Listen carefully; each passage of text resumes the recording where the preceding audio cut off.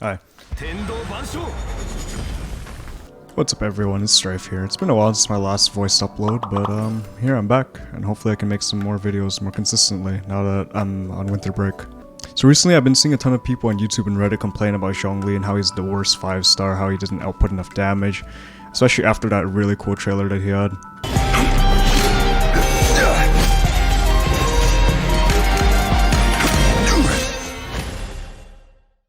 He's gotten so bad to the point where Mihoyo had to publicly address this. In this video, I'll either try to change your mind that he's not that bad, or just support your claims if you already know he's good. Because I've had him for a little bit over a week, and I've gotten a lot of time to play test him. So I'll be showing you guys my build, weapons, and just team comp, and how to play him correctly. Start off, we need to set something straight. Zhongli is not a main DPS. He's not designed to be that way either. Mihoyo said so as well, so if you still think that he is or should be, stop it. Get some help. With that being said, we need to understand his kit. So if we go to his talents and normal attack, which is at level 1, we can compare his multipliers with Xiangling's, which will be on screen now. It's pretty clear to see that Xiangling's is much higher. This is a clear indicator to show that Zhongli is not a main DPS. Now going over to his E, or pillar summoning ability, this is what enables him to spam his Q. It has a unique ability that resonates with other geostructures such as Ningguang's wall, or Geo Traveler's bongos. This deals damage to surrounding enemies, and it creates particles to help you spam his Q. His normal E is in the shortest cooldown in the game at 4 seconds, which allows you an incredibly high uptime on his pillars. And his held E creates a shield, but I'm not going to go into much detail regarding that here. Next is his Q, which deals a ton of damage, which scales off of Zhongli's base HP, and it should also be noted at level 90, Zhongli is the highest base HP for every character in the game so far. And the multiplier is also the highest out of all characters at a max level of over 1,000 at level 12. Obviously I don't have it there yet. It'll be that way until Albedo comes out in a few weeks. But the most important part about this ult is that it only costs 40, which is the lowest cost for ult recharges under 60 and 80. So there we have it, another clear indicator to show you that Mihoyo is telling you to spam his Q. Oh yeah, and it also has this ability to petrify enemies, but I'm not going to go into much of that either. For weapons, I'm going to be using a free-to-play option, which is a prototype grudge, because I can never really roll a good spear. Its ability is on him. It doesn't really matter because you won't be using his normal and charge attacks anyway. But the secondary stat of energy recharge is really nice and helps you spam a lot harder. I should also note that my Zhongli is at C0 for anyone wondering. For artifacts, I'm using a 2-piece Noblesse set and a 2-piece Archaic Petra set to help his Q damage. And I should also note that I focus a lot on HP as a main stat and energy recharge as a secondary. Alright, for team comps, you must pair him with at least one other Geo character to make him good, with the exception of Noelle. Sorry Noelle, you had your time to shine. Like I said earlier, Ningguang and Geo Traveler's E resonate with Zhongli's. For Ningguang, I have mine at C3, so if her wall is broken I can easily make another one instantly. And I also prefer personally using her on a team over Traveler because she can gain friendship. On the flip side, Traveler has the upper hand over Ningguang as she can have 2 bongos in the field at the same time as Zhongli's E, and also her Q resonates as well. For consistency, I run Sacrificial Sword in her so I could have an instant reload on her E. Alright, before we start, this is how you're going to resonate during battle. So 1, you're going to put his E down. As you can see, the squares below it is where it's going to resonate. So anything within range without take damage can get hit.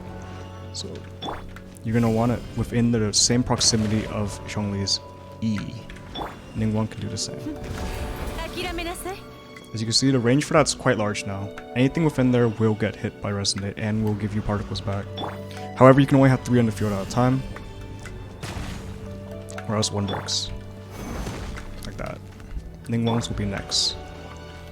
I can't show Traveler's Q here quite well yet though. But this is what I like to call PP meta. As you can see, that's a huge range. And plus it provides you cover as well, when you could obviously not get hit by enemies' ranged attacks or melee attacks. If you're scared, you could also even, like I said, if you're scared, you can also climb his E. And then melee attacks won't be hitting you here up here. They last quite a bit of time too, so you'll be safe. Without further ado, I'll be playtesting them now. Alright, instead of theory crafting, I thought I'd demonstrate what my level 82 Zhongli could do at world level 7. I will not be using him inside Abyss because this rotation has shield strength up, and I just thought that'd be a really unfair demonstration. Alright, first I'll be showing you how to use him with Ningguang. This will be primarily to spam his Q. So first you're going to want to put down his E and then Ningguang's E. This way you have enough time to resonate some particles out. Oh. As you can see, his Q got there pretty quickly, but I did have some particles coming into this. While you're in his Q, set up another E, and then another Ningguang E. So you see the particles keep coming. And then there we have it, Q again. E again. Oh, my Q is not ready.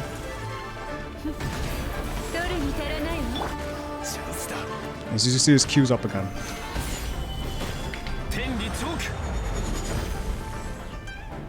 And one more.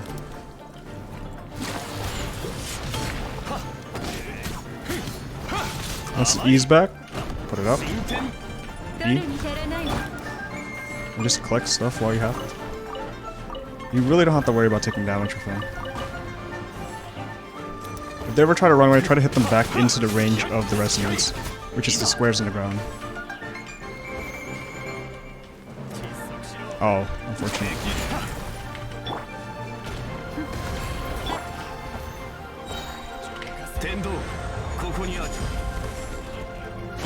Finish him off from your DPS.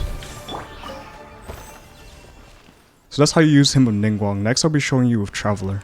So in the last demonstration I showed you against quite a few enemies, and it also works against 2 enemies. It's the same concept. So one, you're going to have to set down your E with Zhongli first, have it resonate, and then go to your secondary, and then E again. As you see, the sacrificial is working quite well. As you can set another one ready. And there we go. Now you just have to wait for resonate. And Q whenever it comes back, just have it on cooldown. So as you can see there, it works against 2 enemies as well, and his Q is already back before the cooldown already ended. Let's try against a large group of enemies. So first, you're going to Q, E, E, and just wait.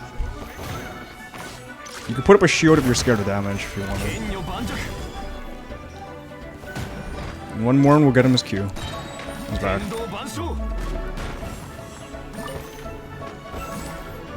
Look at all those shields on the ground as well.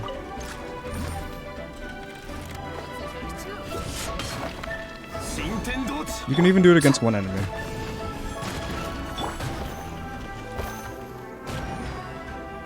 As you can see, you really don't have to do anything with Zhongli. So people who say you have to attack him, you don't have to attack him with his normal attack at all.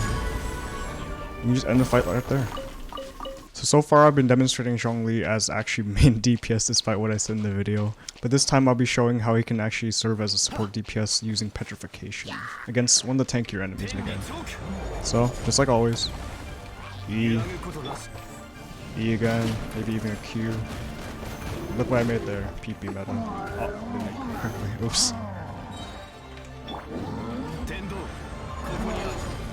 So in Petrification, you can just use it in your main DPS to deal a bunch of damage as well,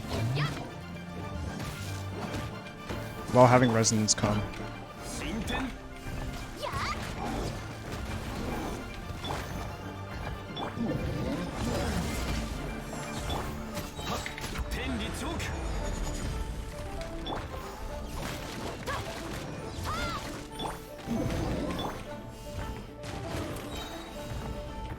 Literally PP meta.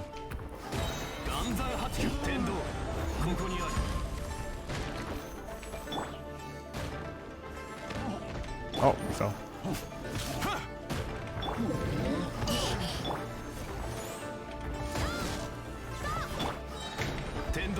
Just look how fast his Q comes back.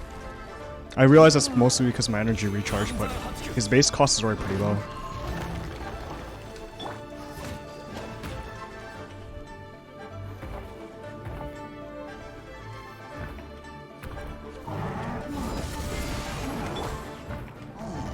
How'd that happen? So you're gonna want as much Geo stuff on the ground just to have his Q come back.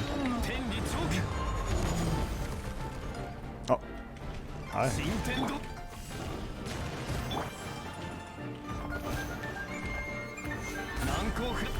Obviously I could end this fight a bit earlier, I just want to end it with his Q. I might not be able to do that here.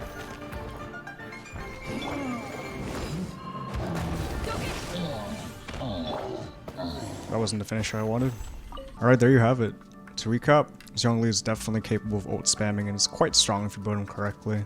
I don't think he's necessarily as bad as people say he is. I think he's quite good. He's a lot of fun to use. Sometimes it can get a little boring just waiting for your particles, but that's me just not demonstrating what a main DPS can do in those windows where you're waiting. But remember, Genshin at the end of the day is 99% a single player game with some co-op. It doesn't matter really how you build him, but if you try to make him main DPS, you're stupid, bye.